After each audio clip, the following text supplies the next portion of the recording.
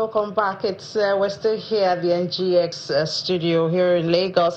And yes, we're talking about GDP and CPI rebasing. We're expecting those numbers tomorrow, but how far-reaching will those numbers be? You heard Dr. Nwokolo talk about how already there seems to be some uncertainty and disbelief about how realistic those numbers will be. But don't take my word for it. We have the group CEO of Carrier Asset Management, Mr. Johnson Chukwu, here with us. Mr. Chukwu, good morning. Good morning, and thank you for having me. Good to have you. So we're expecting rebased numbers tomorrow. But already, we're thinking of what happened with the unemployment numbers.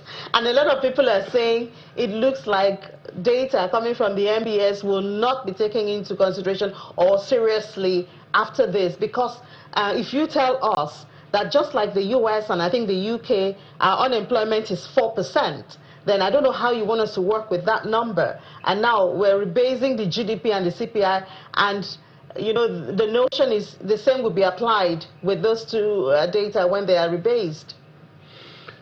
Well, you know what you say, that's actually of great concern, because the Nigerian Bureau of Statistics is the custodian and the publisher of statistical data on the country. Their information is supposed to be used as input material for decision making, both private sector operators and business, government, public sector operators. So if we begin to doubt the value or the authenticity of their data, then it becomes a major thing. And I mean, we had moved from an era where we didn't have an effective Nigerian Bureau of Statistics, where the central bank doubled as the Bureau of Statistics, and data was actually from CBN. Some of the data came 1 year late. But we got to a point where we could look forward to the data on unemployment, look for data on consumer price index, look for the data on GDP and other publications. They come out regularly. And unfortunately, we had a transition in leadership of Nigerian Bureau of Statistics. And the first thing that announced the new leadership was that adjustment in the basis for computing the unemployment labor force report, unemployment report. And then we're dealing with a country like ours, where the unemployed people in my village are more than 4.3% of the labor force. And then we are told that our unemployment rate in the region of 4.3%. And the likes of Germany, the likes of European Union has unemployment rate of 4.3%. And they are 4.2%. You're saying, look, so you're saying the level of unemployment in Nigeria is the same thing as what you have in Britain, what you have in Germany, what you have in France.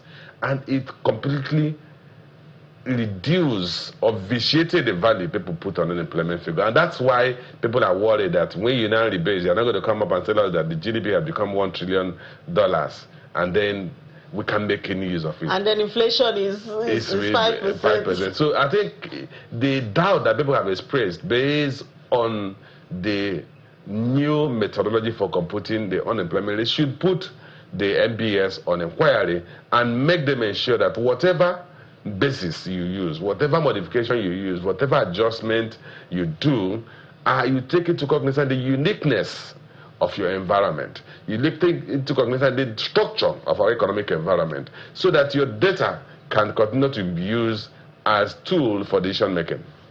So I know that the NBS CEO was at an event organized by NESG. I think that was 2 weeks ago or so. And they did tell us that, they consulted with a lot of sectors, almost everybody concerned. So I guess it's too late for us to tell them what to do now. We can only wait and see and hope that it will be more realistic. Because if we do have an NBS where their data is being doubted, already there's the talk that inflation should be higher than what it is if we were to face the reality, because the basket has not been reconstituted in many, many years, more than 10 years.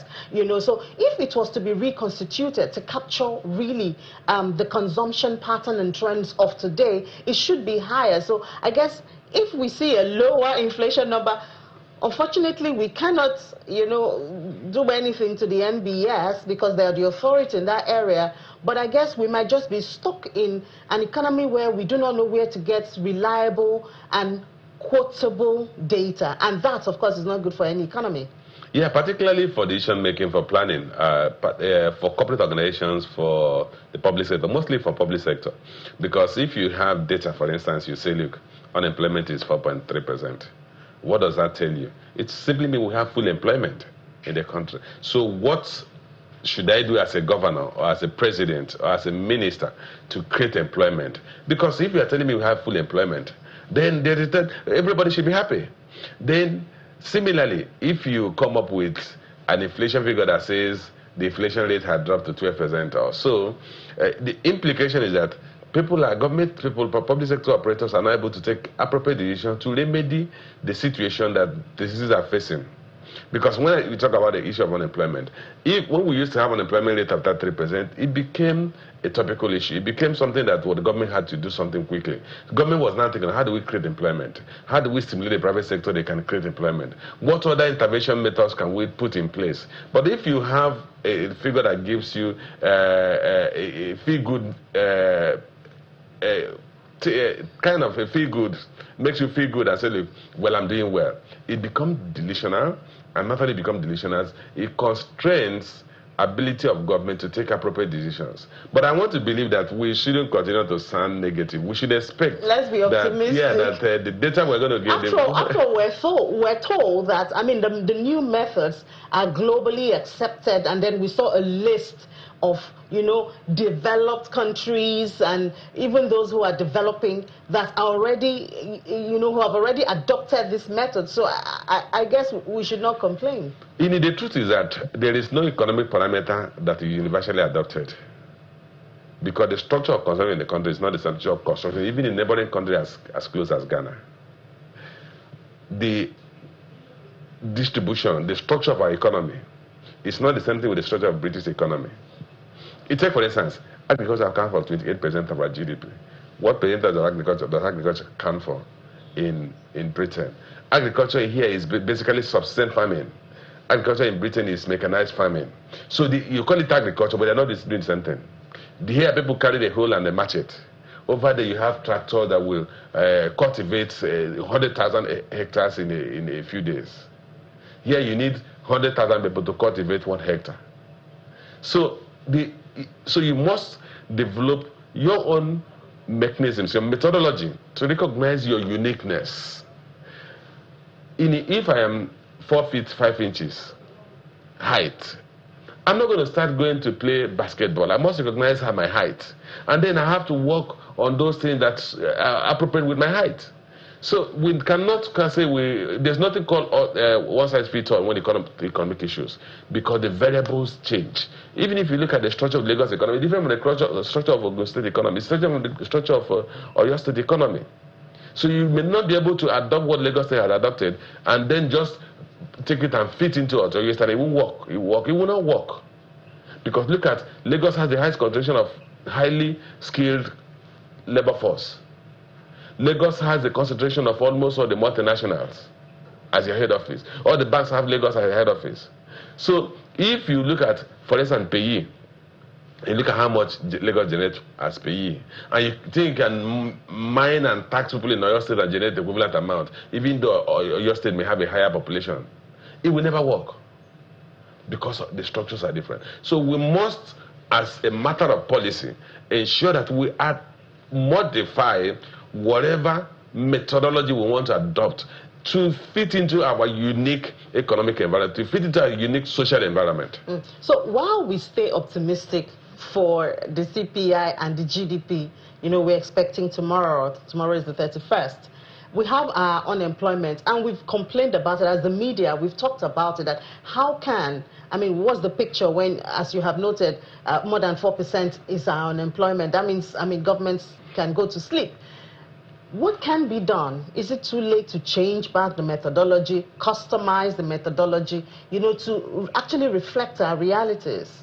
Well, that's why people like us are very vocal when it comes to the issue of when data does not speak of the situation. It's like you go to hospital, you're having splitting headache, and the doctor said, I've just checked this, everything is fine with you. So the first thing you do is that you either tell the doctor, do more tests, and the doctor fails, then you go to another hospital. So it is left for government to recognize that today nobody uses unemployment figure as published by NBS. And tell the NBS, this your figure is useless, and that's a fact. I cannot go as a public sector operator, if I'm a public sector operator, even as a private sector operator, and say, look, unemployment rate in Nigeria is 4.3%. If you say it that way, they'll be looking at you. So who are those employed?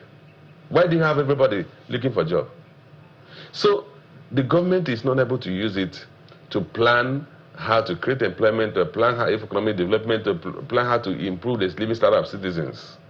So if it becomes useless, then it becomes compelling for the publishers of that data to review it and make it to be relevant. And we have said it severally, that data is useless today. And I'm sure, where do you see again anybody quoting unemployment figure in the country? Where do you see anybody telling government, look, you need to improve on it? Do you know, since that publication came out, you hardly do you see anybody at a public forum discussing the Nigerian level of unemployment and urging government that this level of unemployment is part of what is contributing to insecurity in the country. When you hear issues about Boko Haram, unknown gunmen, bandits, it is partly because those people are unemployed. So if we have data that says everybody's employed, or at least more than 90% of Nigerians are employed. Then it simply means 1 hour a week and you are employed. Yeah. If you're busy 1 hour a week, you're already employed. Well, we do hope they'll do something about it. We'll stay on the matter. I mean, I guess that's all we can do. Thank you so much. Group CEO of Cowrie Asset Management, Mr. Johnson. Thank you for having me.